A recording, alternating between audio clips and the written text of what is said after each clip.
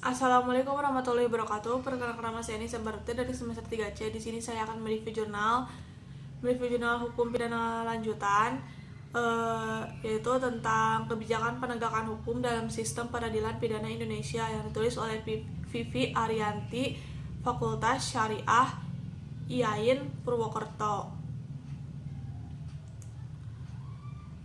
Kebijakan kriminal yang menjadi pilihan bagi penyelenggara negara, legislatif, yudikatif, eksekutif di Indonesia merupakan upaya untuk mengatasi kejahatan dan mewujudkan ketertiban dan kesejahteraan sosial.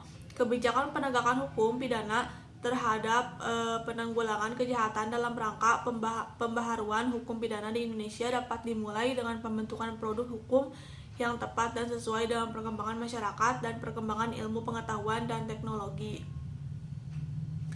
Misalnya aturan hukum pidana yang terkait dengan perkembangan teknologi informasi internet dan bentuk-bentuk transaksi elektronik yang melahirkan Undang-Undang Nomor 11 Tahun 2008 tentang informasi dan transaksi elektronik.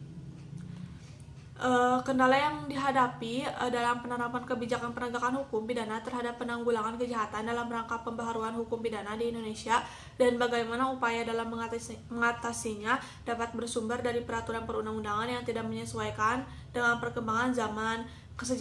Kejahatan yang dilakukan oleh beberapa anggota masyarakat bukan hanya semakin meningkat tetapi juga semakin canggih dan efektif dan dapat sangat besar.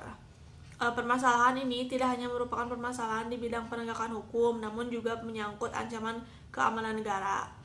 Dengan demikian, kendala dalam menangani tindak pidana selain berasal dari peraturan perundang-undangan yang saling tumpang tindih dan bertentangan satu dengan yang lain dan tidak menyesuaikan dengan perkembangan masyarakat juga karena sumber daya penegak hukum yang masih sangat terbatas dan kurang update terhadap perkembangan teknologi serta karena kurang adanya koordinasi antara lembaga penegak hukum. Selain itu, faktor pengaruh eksternal dalam upaya penegakan hukum pidana untuk menanggulangi tindak pidana juga berasal dari faktor budaya hukum dan faktor masyarakat. Sekian dari saya. Wassalamualaikum warahmatullahi wabarakatuh.